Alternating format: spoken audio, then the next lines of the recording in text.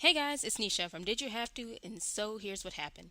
For the second year, the Buwaido Geek community is rallying to support the life-saving mission of St. Jude Children's Research Hospital, finding cures, saving children.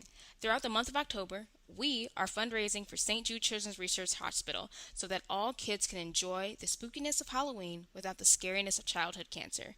Donate now at stjude.org/Buwaido.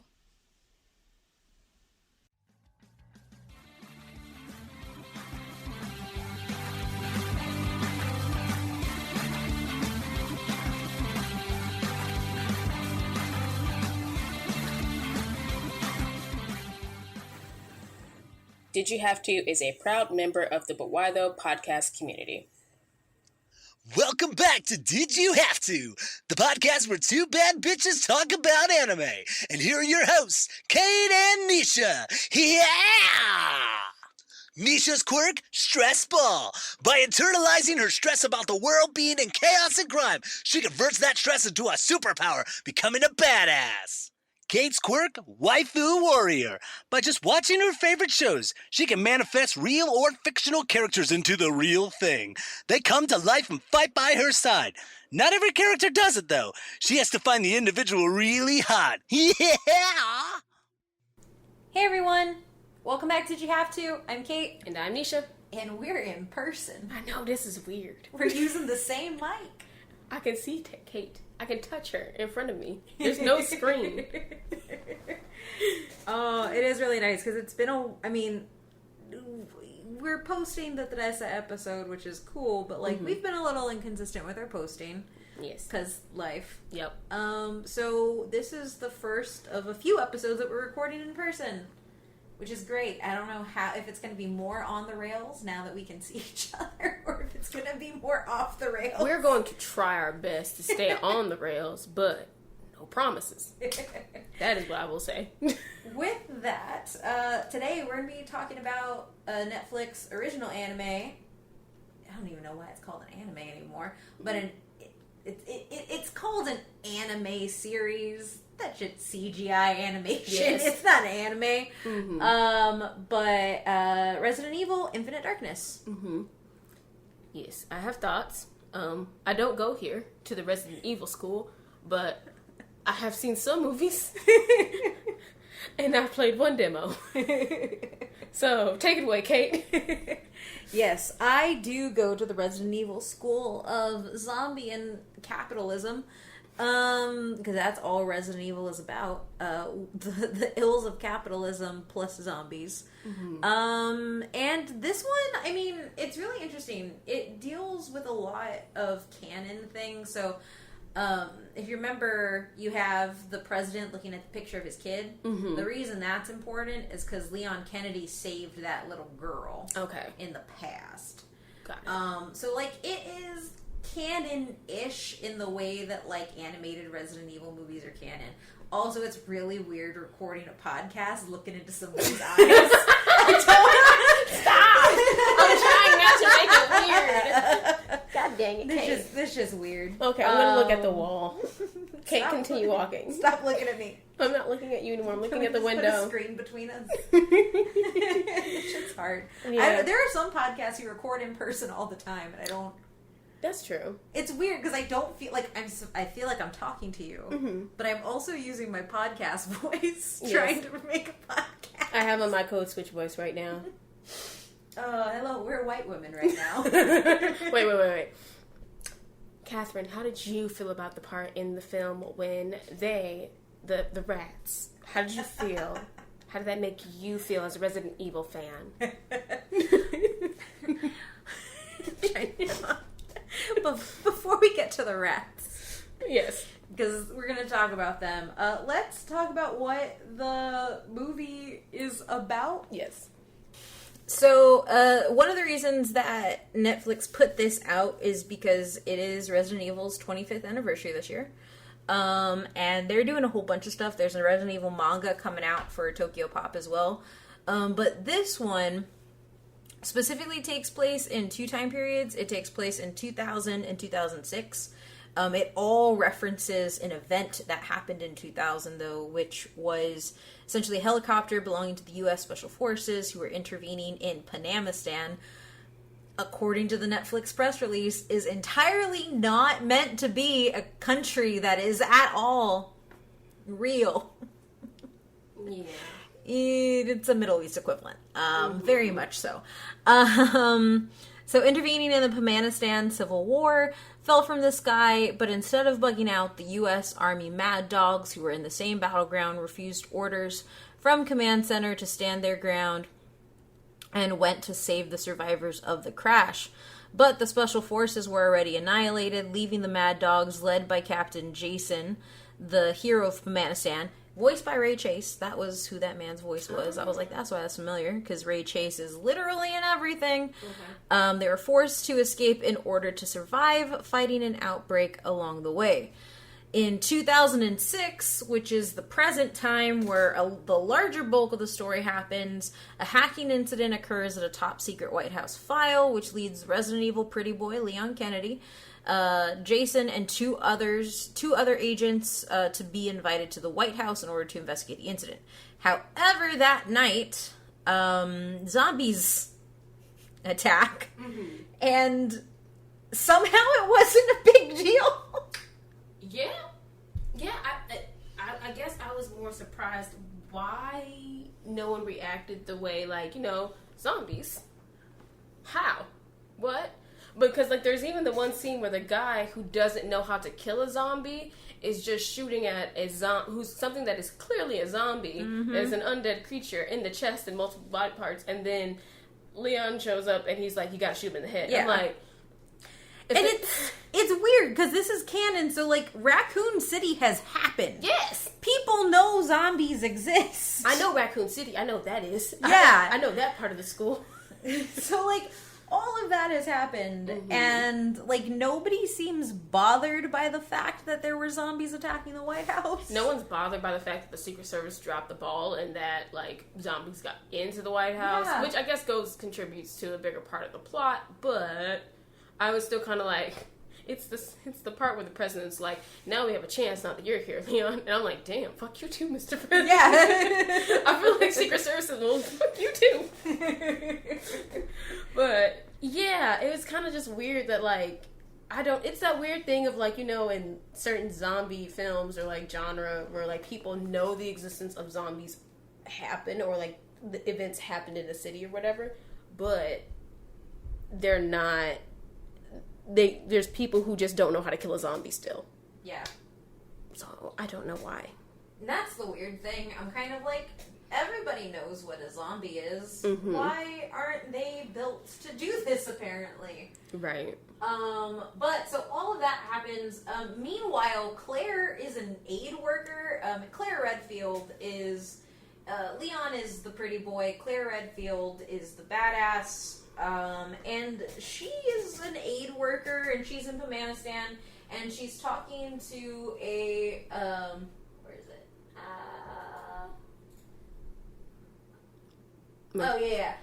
So she's trying to find out what happened in the incident in 2000, because she's talking to a Panamistani.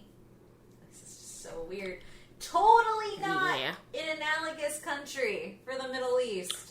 I would say otherwise. I would say otherwise based off of that flag that they designed for the country, but... Yep. Okay, Netflix. Okay. And the boy is nonverbal, and she looks at one of his paintings, and it's like this really, like, gruesome, like, charcoal, I don't know, like, just artwork by this child who witnessed the awakening of the special forces who turn into zombies and then just eat everybody. And so she's like, oh wow, this was clearly an outbreak. And so she tries to unravel what happened, winds up at the White House and teams up, and meets Leon. She doesn't really team up with him until the end. But because of the zombie attack at the White House, Leon, Jason, and Shen Mei, and Shen Mei was also in the military, and she's working with them. those three end up heading to a Chinese laboratory because they've traced that the file may have been stolen and brought back to that Chinese laboratory. Yeah, it's weird when you start to talk about the film because, like, that's kind of the premise, and then all of it is, like, them uncovering the mystery and realizing that, like, oh, this is all about a coup, and China's being blamed for everything, and it all ends up just being, again, a capitalistic push to sell an antiviral drug. Yes. And then also sell, like, soldiers. Yes, super soldiers. Super soldiers, yeah. And it's weird, because, like, the thing is, like, I don't think it's bad. It's that, like, I don't know. I think the fact that Capcom or whoever is behind the marketing, they're really pushing away from any, like, embracing any, like, themes. Because there's actually, like, a pretty big theme about how the U.S. government uses soldiers just as bodies and they don't care about anything that's happening to them. Right. Which happens in the film, but that has to do with, like, a lot of, like, the geopolitics in it. But then Capcom's like, there's no politics in this. And I'm like... Are you sure about that? Really? you want to check? Nah, I would say otherwise. Because I felt like, we're not going to talk about how soldiers are mistreated when they come back home. And, like, their stories are kind of, like, pushed aside because propaganda and heroism. And, like, the hero Panamistan. But we're not going to talk about all the trauma? But there's no politics in this. Okay. Yep. And then, like, you end up with, like, and obviously from this point forward, there are going to be spoilers, so hit your pause button, come back to us, or, you know, listen to this so you don't got to watch it. Yeah. The bad guy, like, the big bad, ends up being Jason, who turns into the Tyrant, which is, like, this giant, like, monster thing, who is still sentient, which is just really sad when you think about it. Yeah. And, like, he's the bad guy. But his entire thing is, like, I just want people to see what is happening. Like, I want to instill fear in people, but I'm doing that because literally we've been taken advantage by this dude who is trying to craft a war between China so that we can line his pockets and sell an antiviral drug. Yeah.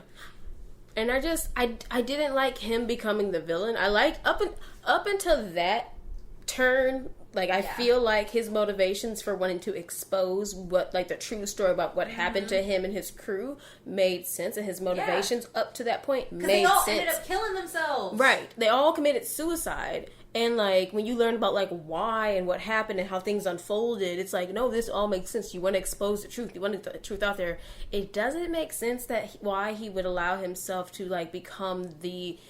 thing that he's been trying to stave off for years. I get it, to enact revenge, but then he doesn't even get to enact that revenge because he's now painted as the villain and not the victim anymore, because he's a victim of the circumstances that him and his team were put through. And it's like, he didn't want to become a weapon, and then he became a weapon, but I don't. And to be honest, fucking Leon Kenny's a bootlicker in this fucking... He is. Like, this entire time... Leon finds out about all the abuses. He sees it firsthand. He witnesses things. And then Homeboy's just like, nah, we don't gotta release anything. We don't gotta let anybody know. I'm gonna do it my way. It's like, what is your way, Leon? What is your way? Is it like shoving more of that boot in your mouth? 'Cause at this point, that's all you done. Right. It's just like, what are you actually going to do, Leon? Because you now know who was, like, the secretary dude and how they were involved in all of this. And we can get into, like, how, that whole plot point. But, like, you know all this stuff. What are you going to do with it now? Is it, like... I just don't understand the point in not exposing it. Because what is it not do? They could argue the whole, like, oh, it protects, you know, the fragility of, like, the people and their trust in their country. Or, like, I don't know. It just doesn't make sense to me. Because what does not exposing what happened to those soldiers not do? Yeah. Or does good? And just, like, the corruption inside the U.S. government. He's like, oh, well, we'll keep this corruption, and, like, it all kind of gets solved at the end, but it's like, why not point out that it was there? Yeah. And Claire's just like, Claire has this line she says like earlier on where she says like the suit doesn't suit him because he's like wearing this like nice suit because he's in Washington and he's not wearing like what he usually does. And it's a joke at first, and then I do actually like their exchange at the end because Claire's like, can I have the evidence, please? Like, we need to show this to somebody because this is awful. And he's like, no. And then she says the line again, like, it really doesn't look good on you. And it's like, yep. And I mean, like, overall, like, I'm assuming we're going to get a sequel with how it ends. But... Which is probably, I guess, like, maybe this is all just setting it up of, like, yeah, no, I don't like Leon. I don't think he is the hero of this story. I don't see him as the hero of this story. Yeah. I would have liked for, like, the villain, quote unquote, the big bad, or the big boss at the end, for their story to have gone elsewhere if they were going to go the villain route, because it just doesn't make sense besides, like, big video boss game fight now here. And then, like, fucking Shenmei dies. For no reason. Like, there's no reason. You have this moment where because, like, you would tell there was something romantic between them, and she's, like, trying to talk to him. And then it doesn't make sense, because, like, his main goal is to just showcase what happened to him, and then he kills her. Yeah. He's and like, I'm like, why? And they're why, like, Jason? And it's like, no, let's go back to the plan. And she's, like, talking him down, like, let's go back to the plan that we had, where we're going to, like, expose the truth, tell them what happened to my brother, to your team. And he's just, like, caresses her, and it's just like, no.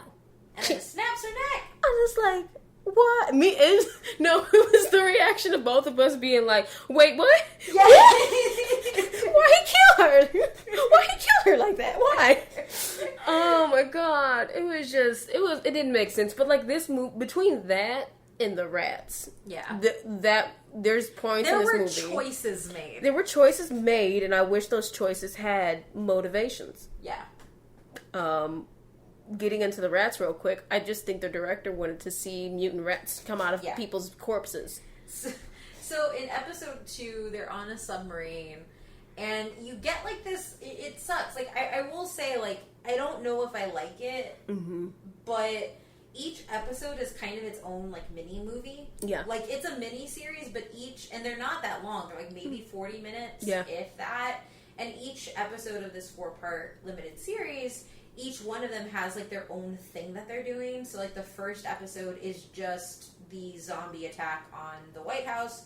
The second episode is them making their way to China in a submarine. When in this episode entirely feels like we just want to put them in a submarine. Yes, and take away guns. Exactly. And there's, like, no purpose behind it outside of that. And they end up, like, it's a cool situation in that you end up with something secretly killing people, and then you realize, oh, it's dun dun dun, Shenmei and Jason are killing people. And like, what? But I'm still just confused, like, why the rats? Because... Oh, yeah, because they die. When people die, rats pop out of them. Yeah. Mutant rats. Yes, zombie rats that, like... I don't know. I've never in my life had to kill a rat. Never want to. I imagine it's hard to kill a zombie rat. They're small. Yes. Or bigger. Yeah. But then they move fast. I know things about rats. I watched Ratatouille. They move fast. They can also cook a beautiful French dinner. No, F that. There's nothing beautiful about that movie. But, there's just... Yeah, I guess, and I'm still, like, I don't know if I have to rewatch that episode, but I was just very confused and lost of, like, so did Shinmei and Jason plant the rats on to help them, like, weed out the submarine crew? But that doesn't make sense because they seemed like they were doing just fine killing them off. And why would you make them zombies with the zombie rats? Because that gives you more people you have to kill. Unless you're doing it to cover up the fact that you're killing them all. Yeah. Which I guess... But then it doesn't make sense because then the entire submarine blows up. So you didn't have to cover your tracks. Right. Because it blew up. Right. I don't get it. And I just don't get it. And I think we came to the conclusion of, like, was it all done... to fool the secretary. But then I'm still like, I don't know how that fools the secretary necessarily of either, like, unless it's just like, we have to throw the secretary off our trail, so we're going to fake our deaths. But I'm like, I don't know. I don't, because that whole episode is just, what is going on? Because it's clear that it's like a fine mini movie, but it lacks the context to like connect it to everything else. Yes, it did. That's the word. I don't have enough. You could take out episode 2, or specifically like the Leon, Jason, Shenbei stuff of episode 2, and you can watch it without that, and you still end up with the same narrative. Like they still end up in China, and then you get the big reveals in China, and then like that still happens. Claire is still doing her stuff, and like honestly, I would have taken this entire miniseries just from Claire's point of view, where like she figures out stuff is happening, and she decides to research the mad dogs. She finds out that they're killing themselves. She finds like that type of thing. I actually think would have worked better than like the high action stuff that we get from like Leon and everybody else. Yeah, because Claire's actually like at least pieces things together and makes them cohesive and work. Whereas like I think we just see with Leon and that, I guess, the B plot. Well, Claire's the B plot. Yeah, Claire's the B plot that was executed the best. Yes. And the A plot has a whole bunch of B plot feelings. Yes, because it's just like, we're going to throw in rats, we're going to throw in some reveals, we're going to throw in some betrayal, and then that's the series, that's the mini series. And I mean, I don't know, I get, like I said, I don't go here. I'm not I'm not like super familiar with Resident Evil, but as someone who like just watching it based off of this movie, I think somebody could find it entertaining, but the plot just seems like it's lacking working together, like synergy. All things are not working together for like the core of the story. And it's hard because I think it does execute some things well. Like I think the flashbacks are done really well. So because we see certain scenes, we see multiple times shown throughout the 4 episodes, but each scene you see from a different perspective, which gives you more context. And that's done really well. I like that. But the episodes themselves don't talk to each other. And that I definitely agree there. Yeah, because it's like, it's like if you tell a story from different perspectives of those characters, and then like, like, because I feel like there's stuff we've seen done like that before, where it's like, now it all makes sense when we all come together. But and I will say, too, I think a lot of it, and if we move away from, like, actual story into, like, other things that it does well or maybe we don't like, it felt very much like a video game. Like, I think that this is going to hit for fans of Resident Evil because it really embraces, like, those claustrophobic moments of, like, being in a hallway or being in the submarine. Like, when you're playing through a game is a good level. Like, I think as a roadmap for a video game, White House level, submarine level, house level, China, like you have those different levels. I think this works really, really well. Yeah, I would say like, sorry. No, ahead. No, I would say like that's exactly how I felt because like I said, I'm not super familiar with the games, but like I can look at this and like, this is a video game. This looks exactly like cutscenes from a video game that are just like more high end and well done. And I'm more interested in it because it's like it's shot from the perspective of if I were playing the video game. So I agree. Like people are going to enjoy it for like that. Like it's a good video game adaptation as far as like how it's animated. I mean, I think they take that into consideration. Yeah, and that's the other thing too. Is like I really, so while I don't like the story elements of the last episode, I really like the last episode because it's a boss battle. That's what it is. End of the day. So, like, because you end up with platforming elements of Leon trying to attack the tyrant and, like, finding new weapons to attack the tyrant. And the tyrant's design, it's a boss design where you have the exposed heart, and you're like, okay, you have to hit that one spot. And then you also end up with, like, Claire dropping things with, like, which changes up the dynamics. And so it's done really well as, like, a final boss battle. And so, like, even though this is an original story, to your point, it is a really good video game adaptation in that I feel like it adapted video game mechanics extremely well. And if they wanted to just cash cow this and make it into a video game, like I would take a co-op video game of this, of like you and somebody else playing different characters throughout, and I think that would be like really good. That said, the one thing that bugs me is despite having the little red spots on the tyrant, Leon never shoots them. He doesn't. He never shoots them. Like, and so my video game brain is like, boy, what are you doing? Yeah. Hit the exposed heart.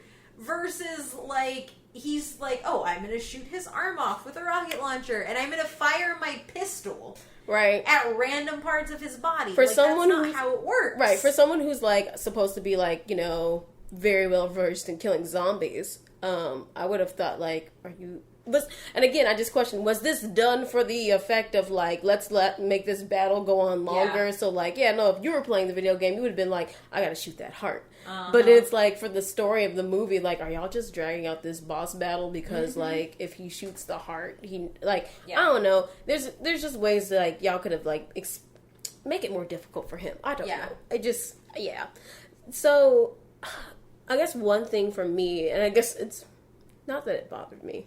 It did bother me, the hair. The hair, yeah. Because ponytails don't move like that. So this thing is like, it's animated really well. Yes. But it falls into the same trap that like every Final Fantasy has fallen into, every Resident Evil animated movie before this has fallen into, and any video game ever actually. Mm-hmm.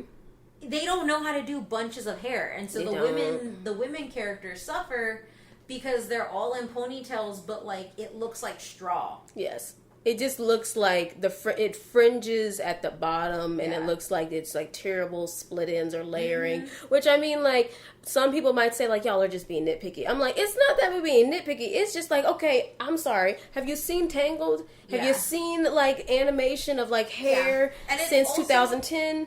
And it's also the fact that this isn't a problem that every character has. Right. The reason that it stands out when you watch it is because the bangs are good. Yeah. Like, the bangs, the men's short haircut. Yep. Even, like, Jason's, like, looks good with his, like, shaved buzz cut, his beard, all of that. So, like, the faces look really, really good, and the close-ups. Mm-hmm. But whenever you go to a ponytail and the long hair, you end up with an issue where it reminds me of Ubisoft, when Ubisoft was like, it's hard to animate women. And I'm like, is it hard to animate female hair? Because y'all thought a lot about these crew cuts. Yeah. You didn't think jack shit about these ponytails. It's that. And, like, we say this all the time when we talk about, like, animating and, like, putting in the effort. Mm-hmm. And I feel like, you know what? If you went to school for art and you did lifestyle drawing and you did like still life and all of that, I'm assuming you have a certain level of skill and education and how to learn how to draw things. If you struggle in animating certain things, I have to believe that there are things you can do to improve that. Yeah. So I just don't like the whole excuse of, like, when people say, like, it's hard to animate women. I'm like, is it hard to learn? Just learn. This is your job. It's literally your job. It's literally your job. And I'm sorry, I follow too many women artists on, like, especially black women artists who, like, do really good jobs with, like, women of color hair on Instagram and TikTok. Mm-hmm. And I'm just like, they're literally giving y'all free tutorials. And I'm just like, y'all should pay them for these tutorials, but they're literally giving you the keys on how to capture our texture. We all saw those Redfall cinematics, and you saw, like, 20 different types of hair type beautifully animated in the cinematic style. So, like, it's possible. And it is. It bugs me, and it frustrates me, because it's the same problem that we've had game after game, and I just don't know why it can't be fixed. I don't know, and I mean, like, I understand, like, it's a small thing, but I feel like even though it's a small thing, I don't think it should be ignored. Yeah. It shouldn't just be like, let's throw the hair in a ponytail and let's call it a day. It definitely has, like, that video game cinematic, like, animation style too, because, like, it's not that it's bad, but the clothes are also a little off because they feel a little too stiff. Yeah. And I know that when we were watching it, you brought up Gantz. Yeah. The Gantz, and we have that, I'll link it in the show notes, but we did the Gantz episode, and that, I believe, is still available on Netflix, but Gantz 0, it's like Gantz.0 or Gantz.0, I don't know the accurate, like, pronunciation of it, but that one is all CG animation, and it's gorgeous. Yeah. Like, from the clothing to the hair to the body to the boob jiggle. Yep. It all looks perfect. Yes. And they do that in and they're dealing with such a grander scale as well, that it is hard to see something that was shot like, I think it was like 6-7 years ago now, and made and animated, and then jump to here, and it's like, why are we still getting straw hair? Yes, because I mean, like, and even like outside of Gantz, it's like me and you have talked about various CGI anime at this point, and like we watched Lupin the Third, we've watched, like we said, Gantz, we've seen, like, we are never going to watch Saint Seiya because that hurts our eyes, because that's an example of like not good animation. But and that's why I bring up I think bringing up the Gantz one is good, because as much as the Gantz is fantasy, it is hyper realistic. Yes, it is animated to look like human bodies, to look like it's supposed to mimic reality. It's hyper realism, which is what this animation is, versus something like Lupin the Third is more cartoonish, and but even there, the hair looks good. The hair looks lifelike and moves as if it is like real life. It's stylized, it is like those individual strands. How you can tell that Lupin probably has a curlier hair type that's cut short, which is something that you can tell from people who have that hair type. Yes. Or like how Fujiko's hair is like beautiful and long bouncy. And full.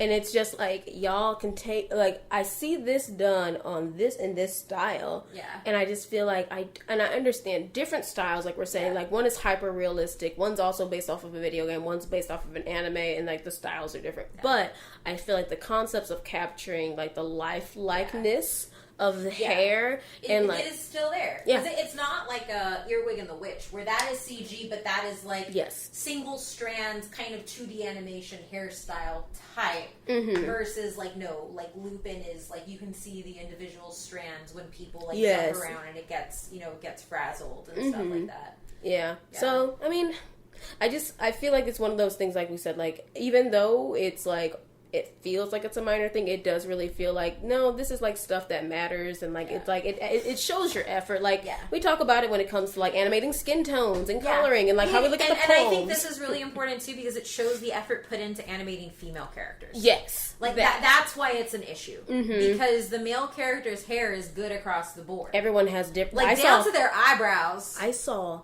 5 different hairstyles for the men characters. We saw 2, a bob and 2 ponytails. Yeah. But, like, maybe you could argue, like, one ponytail and one was a low ponytail, one was a high ponytail. Yes. They were both equally straw. Yes, both equally straw. And, like, the picture of the president's daughter with the bob cut, it's just like, it's a bob. And I think that also points out, too, is there actually aren't that many women in this movie at all. And I don't think Claire and Shenmei talk to each other at all. Oh, my God, that's right. They don't. They don't. And that's frustrating. It's so frustrating. Because why not talk to Shenmei? If Claire had talked to Shenmei, she would have gotten the story out. Yeah. Like, but that would have meant that Shenmei would have had to have survived. That's true. She would have to have actually lived. Yeah. It's frustrating because, like, I'm not, like, Resident Evil is a series that is extremely important to me. It is I have 2 video game franchises that really formed who I am, and that is Tomb Raider and Resident Evil. But I don't understand how Capcom can do so well with its female characters in video games. Yeah. And then drop the ball repeatedly in all of the animated adaptations. Yeah. Because, like, this is something that's happened across, like, Vendetta, or not Vendetta, because Vendetta, I think, is just Chris and Leon. But, like, there are a couple of others where, like, it's just not good. Yeah. And so to see the animation there, like, Leon has a 5 o'clock shadow that is, like, painstakingly detailed and very well done. Wow. But my girl Claire can't get a voluptuous, bouncy ponytail. Can't even get a ponytail right. Like, that's just frustrating. Can't even get a ponytail, because I'm like, God, maybe I should be happy I didn't see, like, a black woman. I know! Because I don't even know what y'all would have done. If they're fucking up thin-ass white woman hair, they're not going to do well with anybody else. They're going to look at my hair and be like, the locks are just And you straight. know what? And I think that, so, like, Shenmei's looks weird because it has, like, a bend to it. Yeah. That shouldn't necessarily be there, or it should, but not in all of the way she's positioned. But her ponytail doesn't look as bad as Claire's because she has black hair. Yes. Like it blends into her clothes. Exactly, it blends into her clothes versus like Claire Redfield is like a strawberry blonde. Very. And you can see how thin it is, especially against what she's wearing. I also wonder too if they did try to like. I'm sorry to any white people listen to this, but y'all got thin hair. Y'all have really thin hair, and I wonder. No, okay, it's not that. They just did her wrong. Well, no, they did do her wrong, but I wonder if like the animation crew was like, I bet she has thinner hair than Shen Mei, because Shen Mei is Asian, she's Chinese, and like hair type is a thing across different races and different ethnicities. I do wonder if they're like, oh, we're gonna make it thinner. I don't know. I don't want to give them that excuse. No, I don't want to give them that much thought process. Yeah, they would have thought how the women are going to look in this movie. So that's fair. Yeah, because they really didn't with the types, like even with the clothes. Because I just feel like if you change their bodies, you're right. It does actually look like outside of their face and hair, Shen Mei and Claire look like they have the same character model. Yeah. Versus like the men have varying body types, varying skin tones too. Yep. Like there are multiple black men in this series too. There are brown men. There are multiple Asian men. There are men of different ages, different hair colors. True. And it's kind of like I've got like 3 women, and one of them's in a picture. One's in a picture, and it's like you do like when I'm counting about it. Oh my god. Because they were on the submarine, and it's like, yeah, it's not like women aren't in the Navy. Yeah, so granted, we didn't see any of them because most of them were dead. The scenes where we did see the Navy people, like they were about to die, or they was were in the beginning. all varied. Like they looked very different from each other, and like obviously, like Claire is white and Shen Mei is Asian, but like outside of like their facial features, like they still look the same. They look the same height. They look the same build. I wouldn't be surprised if it was just a simple, like, you take her head off her body, put that head out. Yep, swap the head out. There we go. Change that red jacket to black. So I know that, like, we've been kind of shitting on it for a while, but, like, so I guess, like, to wrap up, like, did you like it overall, even with, like, some of the problems we've talked about, or, like, where are you at? I liked it overall as, like, finding it as entertaining. Like, as far as, like, if we're looking at episode by episode, I found each one entertaining. Yeah. Even though there's, like, problems with the story, like we talked about, I think as someone who's not familiar with this, like super familiar with Resident Evil video games, it's not a terrible way to, like, get into it. Like, get into, like, the stories and stuff. And, like, it's 4 episodes. I was entertained. The story was just weak, and like the other little things that we talked about. But I do think it's a good example of a video game adapted to an anime, or adapted to be a film, or however we want to call it. But yeah, I also just want there to be the one with the tall vampire lady. So part of me is like, I want this to succeed, because then we could get I'm going to mess up her name, but I call her tall Lady Demetrius. Yes, her. I always want to say Lady Demetrius. I'm sorry, ma'am. But anyways, what about you? No, I gave it a 7.5 when I wrote my review for the site, which obviously I'll link in the show notes. And I feel like that was probably too generous. I probably should have given it a 6. But I did really like it, and it's weird because like I think that I actually think that people who aren't familiar with Resident Evil, I don't think they're gonna like it. Yeah. Like I think some of the plot holes are too deep for people to glaze over. I don't think they were gonna bother. Like, personally, I watched this because like I'm semi-familiar with Resident Evil, and like we're gonna watch it for our show, and I know you like Resident Evil, so I'm like, Kate likes this show, so I'll watch it and we can talk about it because you're my friend. But I do feel like there's also that factor of like, what are the chances of somebody who's never played the game? And never watched any of the movies watching this. And also, like, I don't think if you have an appreciation for video game mechanics, I think that that's another thing. Because you do play video games. So while you don't play Resident Evil, you were able to clock the video game stuff throughout it. And I think that if you watch it as somebody who loves the Resident Evil video games, loves Leon as a Leon and Claire as characters, or just appreciates it when animations and stories bring in large mechanics and elements of video games, you're gonna like it. But if you have no connection to any of those routes, I think it's gonna be too hard to get through. Yeah, that's a good point. Yeah, because like for me, like the things that I praise, like I love that that it feels Resident Evil-y, not necessarily because it's Leon and Claire, but it feels like Resident Evil because of how the characters move through different scenes, which my brain, or different episodes, which my brain is saying that's a level. Yeah, that's a level of a game. Yeah, so there's things it does good. Like I don't think it's terrible. I just think it's lacking in certain areas, but. It's not bad. I wouldn't say everybody should go out and watch it. I would say if you love Resident Evil and video games, then you should watch it. I think it'd be a good watch for you, but it's not something that I'd be recommending like friends that aren't into those things. Yeah. Like if it's your flavor, watch it. If it's not, don't shit on it. Like I that's just my whole take on it. Like I'm not going to like crap on it for the sake of crapping on it if I'm not super familiar with it. But besides the things that we already talked about. But, yeah. I think that's it. We did an episode. First time in person. Yeah. Yes. I'm excited. And now, so this is the first one. Y'all gonna hear more from us. We're gonna be covering, Godzilla Singular Point. Yep. Record of Ragnarok. And Josie and the Tigerfish. Yes. So, and maybe the Gundam movie, but we'll see. Yes. So... yeah, thanks for listening. You can find us at DYHT_pod on Twitter. You can find me at OhMyMythRandier on Twitter and Instagram. Remember, come to the Instagram for the Yowie. Nisha? Twitter for the titties. Twitter for the titties. Yes. Yep. And y'all can also find me on Instagram and Twitter at Nisha Plays. And with that, did y'all think Leon looks good in the suit? What are the chances that, animators are going to try harder to animate women's hair after this? And what the hell was up with them rats? Find out next time on Did You Have To? Bye! Hey guys, we have some special news we want to share with y'all. We are proud to announce that we're now affiliate partners with Right Stuff Anime.